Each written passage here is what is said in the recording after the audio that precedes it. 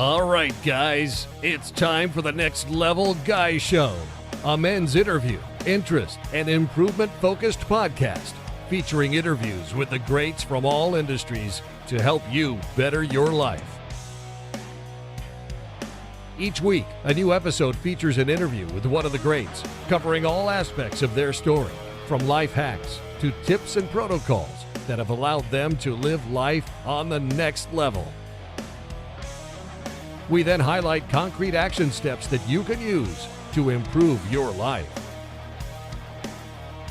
And now, your host, Ian Dawson Mackay.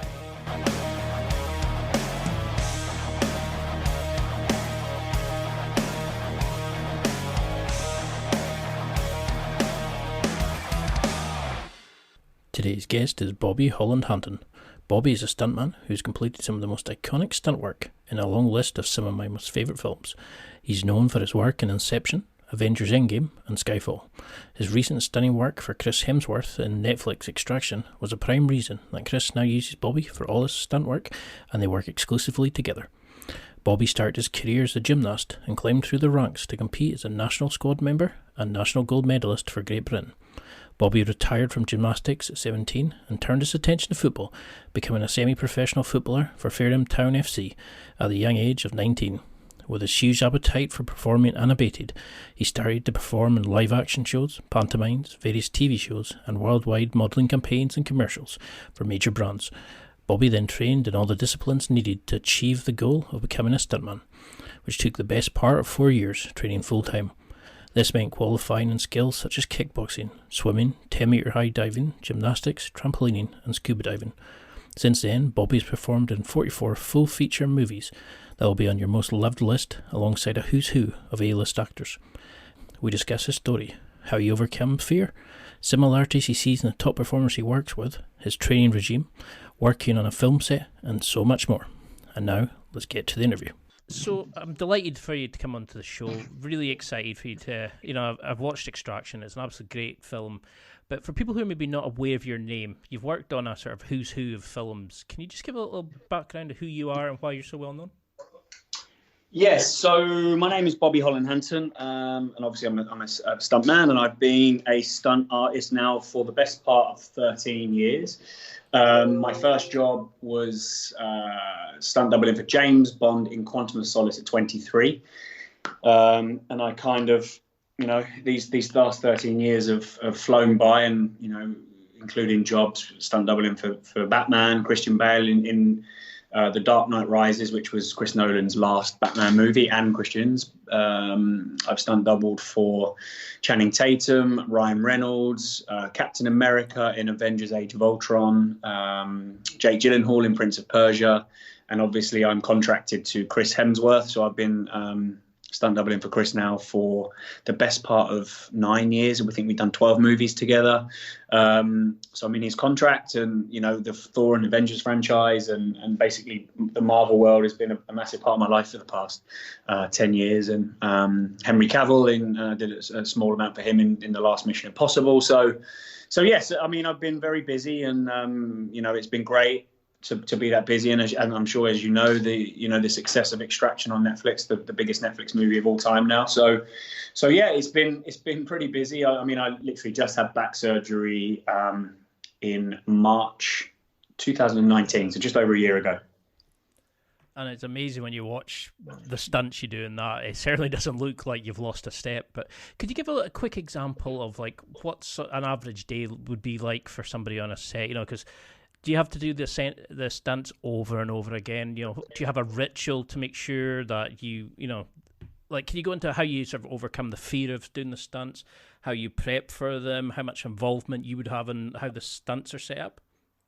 Yeah, so of course we actually have a stunt team and a rigging team that's part of the stunt team. So, generally before a movie goes to principal photography, we will generally have between 8 and 12 weeks rehearsal period. So that time is to break down the action sequences in the script, shoot a previs, so a mock-up, trying to make that story on the page come alive visually. And then we'll, once the stunt coordinators, got his ideas and how he wants it to do it and what he thinks looks best, and that gets then run by the action director, the main unit director, producers, actor, for example, and you work together and collab to make the finished product what everyone wants, and something that's new and original, where you raise the bar and you try and do something very different. And that's always a challenge, because you feel like every time you do that, you know the next time's even harder, if that makes sense. So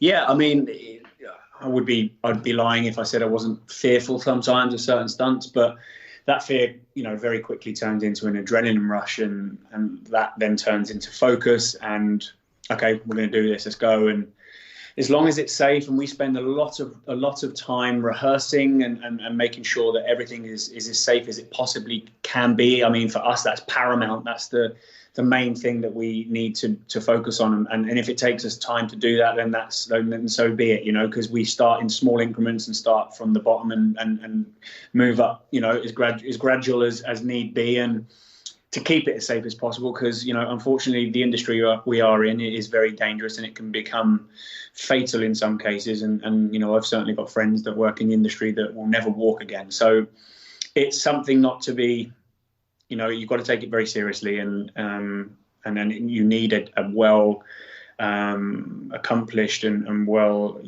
a stunt team that has a lot of experience.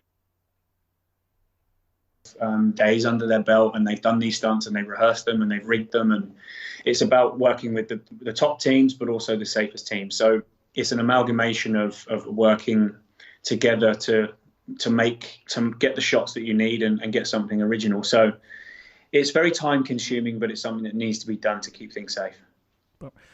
And so when you're actually doing these stunts, you've worked with some amazing people. Have you noticed a sort of similarity in like the A-lister people that you've worked with, like Daniel Craig, Chris Hemsworth, when you were doing like Prince of Persia, like your cinematography is amazing, but have you noticed something about these people that you particularly work with, all these amazing directors? Is there something that sets them apart from all the average sort of people, do you think? I mean, I wouldn't say anyone's average. I mean, everyone's special in their own right, in any walks of life. And I feel that, I've been very lucky and feel very privileged to have worked with some of the, the greatest actors of our generation. Someone like Christian Bale was, an incredible experience to work with. And you can just see by spending time in his company that he is very dedicated to what he does. He's very, to the point, and he's very he's a perfectionist in what he does, and what he brings to the screen is nothing short of incredible. And I went to his house on The Dark Knight Rises in LA to teach him the fights, very early on in the rehearsal period, and I noticed straight away then that he takes things very seriously, and he doesn't stop working until it's right. He's such an amazing ambassador for hard work, if that makes sense. He's an advocate of, someone, if you work very hard, you will achieve great things. And that's something he's certainly done with his Oscar win and nominations, and phenomenal. And then on that same token, I've worked with Chris Nolan twice in Inception and in The Dark Knight Rises. So to work with a director of that caliber and he's one of the best filmmakers of all time, not only this generation, of all time. And it's, for me, to work with those type of people early on and learn from them, and their work ethic is amazing to get that opportunity and learn and watch the best at what they do. And I like to learn, I like to watch, and I much appreciate the skill that they possess. And Tom Hardy, again, worked with him on Inception and The Dark Knight Rises. He's probably one of the best actors of our generation. And Chris Hemsworth is a very, very, very close friend of mine now. We're the same age, we have the same sense of humor. We've done so many movies together now. So, yeah, I mean, he's a very close friend of mine, and he is just like any normal person. He's very humble, but he's also very special at the same time. If that can be, if that makes sense. So, I've been lucky enough to work with some of the most amazing people, and I've never had a bad experience. So what is it about stunt work that attracted you? And because it's such a multi-sort of facet, your show reel is amazing. You've got the gymnastics in there, the parkour, you've got like the stunt works, the rigs, etc. How do you keep your skills fresh, and how do you keep yourself developing and being able to do, the highly technical and competent skills that they're asking from you? Well, I mean, every stunt that we do, no matter what, even if it's the same thing, for example, a stair fall, every single job you go on, the stair fall is different. Every stunt we do, that's the beauty of what we do as well, which adds that element of surprise, and you need to be on your toes when you're, because every single stunt is different, even though it might be the same stunt technically, for example. But for example, again, on Extraction, I did a stair fall, and it wasn't just a normal generic stair fall. I went down with another guy. I had to put a bag over my head so I couldn't see, and I had to cable tie my hands together. So there's all these elements that you add to things that make it a lot more difficult, and you need to be focused and in tune with your body, and make sure that you rehearse and weigh up the situation and examine it all to the point of perfection almost. So, it's as a stunt performer, you've never learnt everything. There's always more to learn, and there's always, and I think that's the same with every walk of life. And to be open to that obviously gives you that opportunity to stay humble and stay focused on keep trying to achieve, great things. And that's certainly something that I do. And I take care of myself. I take care of my body. I train a lot. I eat well. And I always trying to sharpen up my skills whenever I can, depending on work schedule, etc., and things like that. So, yeah, it's about trying to try and be the best person you can be, basically, by taking all those things into consideration, which I do on a daily basis, and put them into practice and try and be ready for anything. Because when you see the schedule that you're on, it's like getting up at 4 a.m. and you're getting home at 9 o'clock, and you're away for sort of 3 months at a time. I mean, it must really sort of be a tiring endeavour. Could you go into a little bit about how you keep training on the road, your diet? How do you keep in sort of amazing shape? Because you're, like, when you see you on YouTube and, like, Instagram, the stuff you do is phenomenal. But how do you keep at such a high performance rate day in, day out? Well, I think what we try and stick to, no matter what, I will try and train once a day minimum, 5 or 6 days a week. And then when we go onto location, that is still the same. If we're on location, we would generally stay in a hotel that's got a gym. And then that means if we're staying in a hotel, that means I'll be staying in the hotel with the team and Chris's team. And we all have a very physical job and physical life. So we will train together. We motivate each other, and we come up with new ideas and share ideas to change things up and make things organic as possible and fresh. So, I mean, it literally is a part of my life and my job to be training. So you adapt to things the best way you possibly can. And sometimes you might go to a location that's a remote location and it hasn't got a gym. So you improvise, and you come up with workouts where you don't need any weights, and you do all your own body weights. And that's where, Centre comes in. I'm part of the Centre fitness app through Chris, and we've got everything you need as a fitness app, and it offers everything as from, nutrition to sleep visualization, yoga, Pilates, MMA, training with weights, training without weights, circuit training, HIIT sessions. It's got absolutely everything. So I obviously use that, and I'm a massive advocate for it. So it's, again, it's like I said, it's part of what we do, and to be able to do my job to the highest level and be the best person I can be, it means I need to be in the best physical condition and also mentally. So, it's an amalgamation of things to put all together to get the result we need to get. Now, you've got an amazing friendship there with Chris Hemsworth, but every video I've seen, you've got that connection, you got married, and, you've got a beautiful family videos that you put out. What is it, do you think, about like friendships and building, that connections with people? How did you build that friendship with Chris? And is there any tips for people for building that kind of connection with those that we work with? Well, I think it's about being yourself and believing in what the strong opinions on what you believe in, and having strong morals and the correct morals. And I guess it's very lucky that me and Chris crossed paths, and he initially, when I worked with him on the Dark World, Thor 2, we became very close very quickly. He loved the way that I moved for him and portrayed the Thor character through my stunts and him. And as I said, we're we're the same age. We have a very similar sense of humor.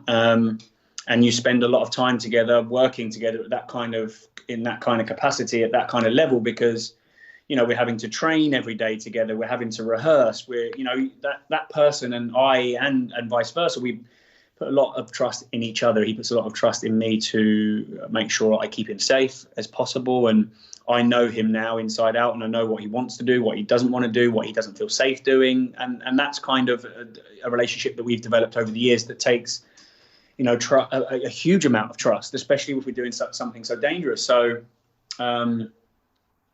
again, I think if I was trying to give advice to anyone, it's, you don't go out to seek to, you know, meet someone of you know, a celebrity status, if you like, and then, you know, I want to be that person's friend. And it doesn't work like that. I don't find that that's a natural or truthful way of finding friendships. It certainly doesn't matter what people do for a living. It depends on how they are as a person and how you connect with them, and mentally and emotionally. So it's down to that, really. I guess the only advice I can really give is to be yourself, and, you know, you hope that you meet great people along the way, and I've been very fortunate to have done that throughout my life.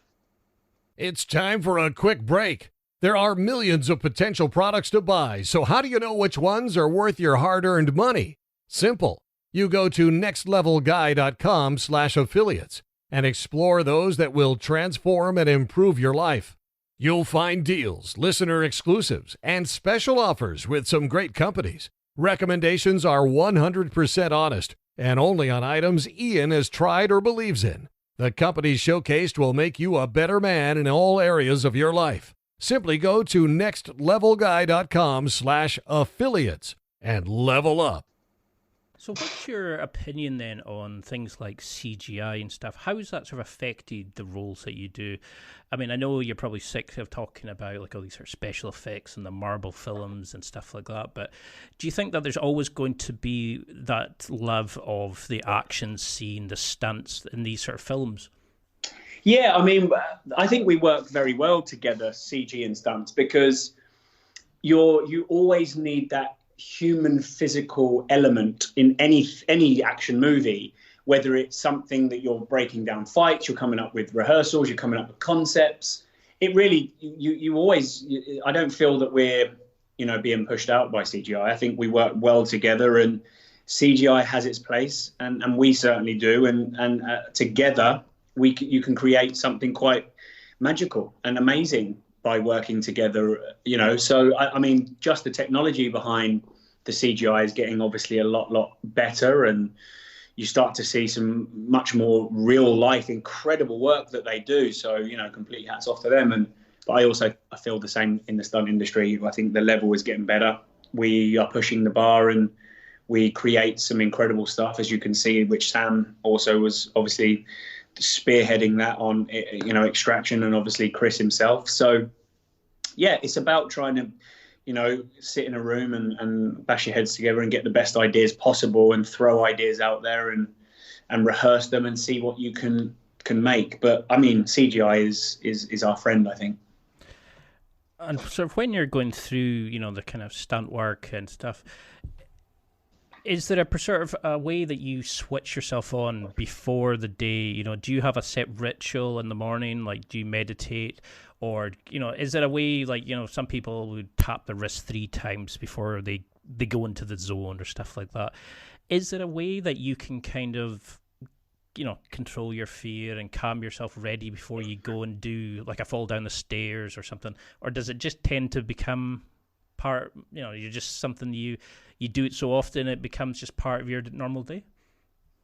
It's a good question, Ian, because every stunt performer has a different way of dealing with that type of pressure before you're just about to perform a big stunt. So I know people that will, you know, communicate a lot, talking, laughing, joking before they do their stunt. And some people might look at that and say, hold on, they're messing about before their stunt. But I'm talking about guys that have been doing it for many years, and they're at the top of their game. But that's the way that they deal with the pressure. That's the way that they prepare for their stunt.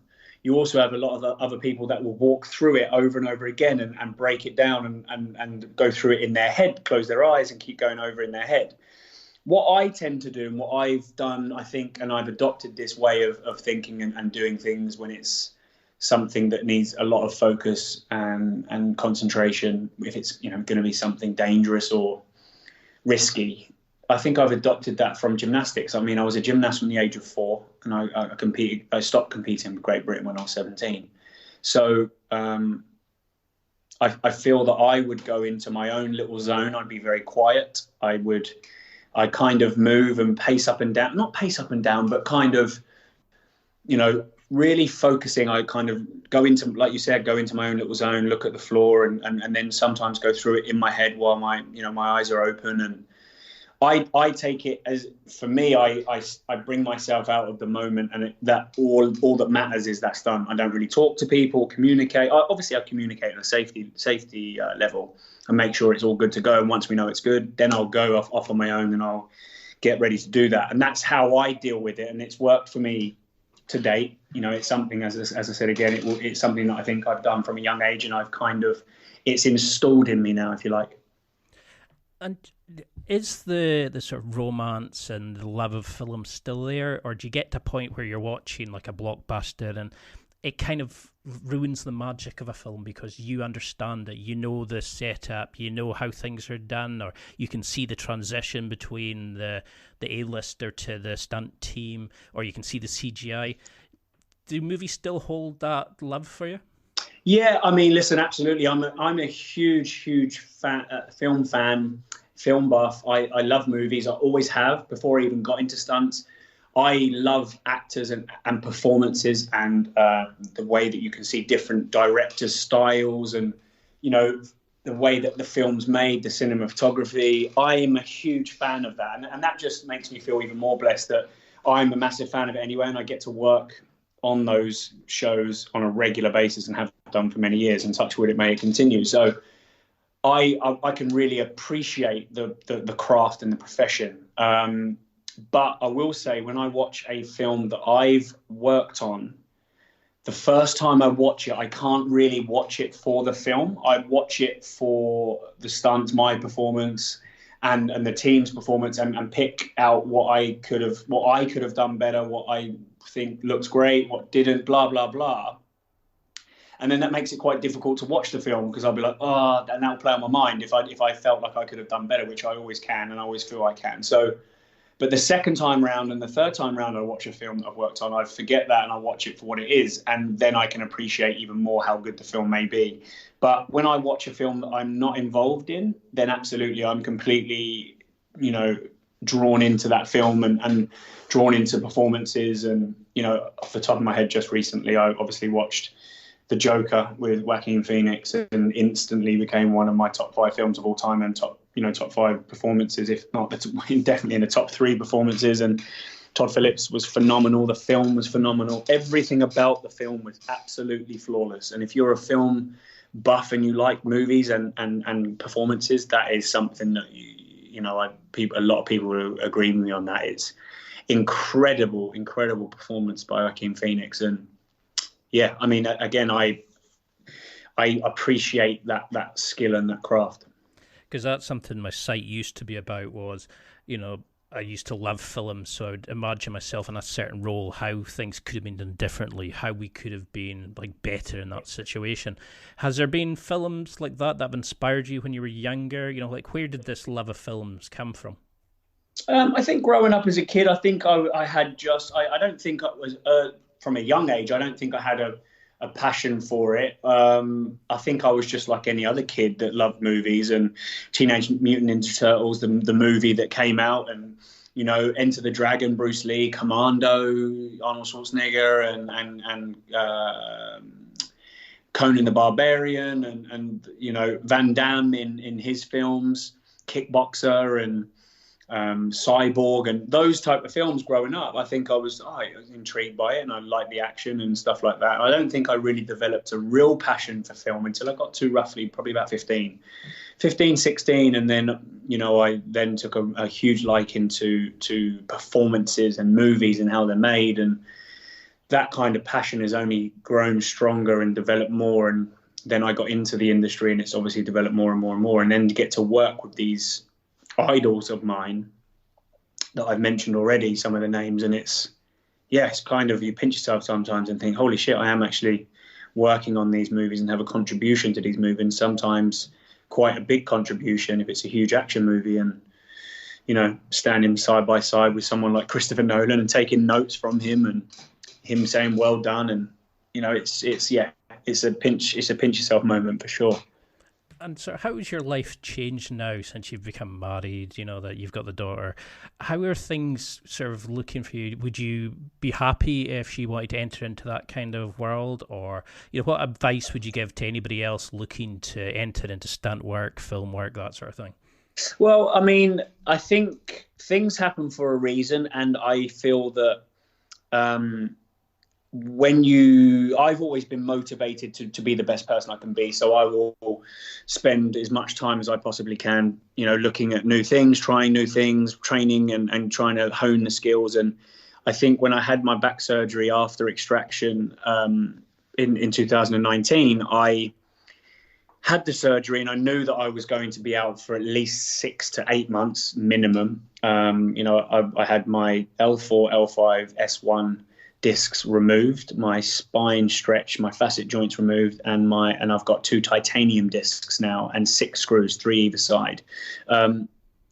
So mentally and physically, it was a challenge, but it opened up the door and freed up some time for me to actually try something new and try something that I've got a bit of a passion for. And I wrote a children's book that will be published next year, which was something that I've never done before, and it was a nice thing to do. And once I'd started, I was kind of like, well, I don't know if I can do this, but I've got to try. And once I started, it kind of just felt so great to try something new, and I really enjoyed it. And then I also got asked to act as one of the leads in a action comedy by one of my best friends, Damien Walters, who is also a second unit director, a stunt performer, a fight arranger, now a main unit director, because he wrote this comedy. He's directed it, wrote it, produced it. And then there's a handful of us as stunt performers that are doing our own stunts and playing the lead parts in the film. And it's actually called School Fight. It'll be out later this year. I mean, watch this space. It was the first time I've acted with dialogue, and I cannot tell you that I had probably the best fun I've ever had on. It was the best experience I've ever had in my entire life. And it swings and roundabouts, isn't it? And it's kind of, I was very down, and it was a big decision to make, to have the operation and take this time out of work and not be making any money. And it was an opportunity for me to try something new, and I absolutely loved it. And, you know, I think it's going to be quite a big movie that will be released later this year. And, you know, I think it will really pleasantly surprise people, the level of the film that we've made on such a shoestring budget, and to be able to work with your best mates on set and have the best fun on action comedy, it doesn't get any better than that. And, you know, Damien Walters, I can't stress how much of enough that guy is an absolute genius at what he does. And, you know, since then, I've also, now the film's finished, I'm getting back. Before the COVID hit, I was getting back to work and getting on to shows, and I'm currently writing a screenplay at the moment, a comedy that I'm writing. So I try new things, and you know, as I said, I'm trying a little bit of acting, and I'm really enjoying it. So you never know. And listen, I don't want to put all my eggs in one basket anymore, which I've kind of done ever, you know, for 13 years, because stunts has been my life, and I still want it to be, absolutely, you know, but it would be nice to be able to do and mix up things and freshen up things and do different things. And I'm enjoying that process in my life at the moment. Well, I mean, it's amazing when I look at like what films you've been on. I've seen you've done some of my favourite films, and to know that you were part of what's like brightened up my childhood and has made me fall in love with films, I cannot say a big enough thank you for the work that you do and continue to do. I know we're really short on time, but for people who want to find out more about you, you know, to follow your work and get in touch and connect with you, could you just give a quick overview of like your social media and like what projects you've got coming up in the future? Absolutely. So School Fight, the movie, will be out hopefully probably September, October this year. So watch this space for that, and you can check out the homepage Instagram handle for School Fight at School Fight. and my Instagram handle is BobbyDazzler84. I'm on all socials, Facebook, Twitter, and you can see a lot of my stunts and a lot of videos and me having a lot of fun, which I try and do a lot. And hopefully once this COVID-19 is set aside and we can focus on life again in a business way, and there's a huge year next year that's coming up as far as movies go with myself and Chris, and some very exciting projects, which, as you know already, Thor 4 will be happening, and that will be shot in Sydney. So that's obviously going to be another great movie to work on again after Ragnarok with Taika Waititi, who he's written that script and he's directing it again, and so that's going to be a great experience. And so yeah, I mean, it's just watch this space, and hopefully everyone get involved in the process and the hype for School Fight. And I'm currently I'm an ambassador of Battle Cancer, and I'm working with those guys to do as much as I can for the charity and the foundation to help raise awareness and funding for cancer patients that are struggling still, and cancer survivors. And I think what we need to remember is COVID-19 is obviously a huge thing that's happening right now, and it's so unfortunate, but we can't forget all these other things that are happening to people on a regular basis. And the stats are they speak for themselves. Unfortunately, they're pretty crazy. 10 million people a year die from cancer, and 40 million a year are diagnosed with it. And due to the huge pandemic that we're going through right now, cancer patients and sufferers they're not able to get into the hospital. So we need to keep remembering that there's also a lot of other very serious issues outside of COVID-19 that still need to be given time and effort to try and eradicate as much as possible.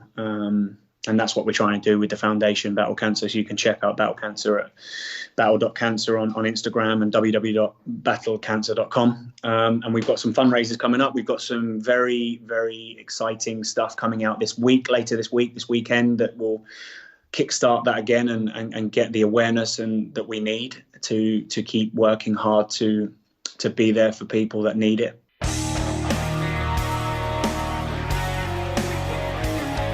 Well, that's it for another week, and thank you for listening. It's now time to take what you've learned and use it to develop and enhance your life with the key points mentioned. Listen, try it, embrace it, use it, and crush it. Now's your time to hit that next level in your life. If you liked this episode, then please leave a comment on the show notes or a review of the show on your podcast platform. Everything helps evolve the show. Until next week, keep seeking the next level in your life.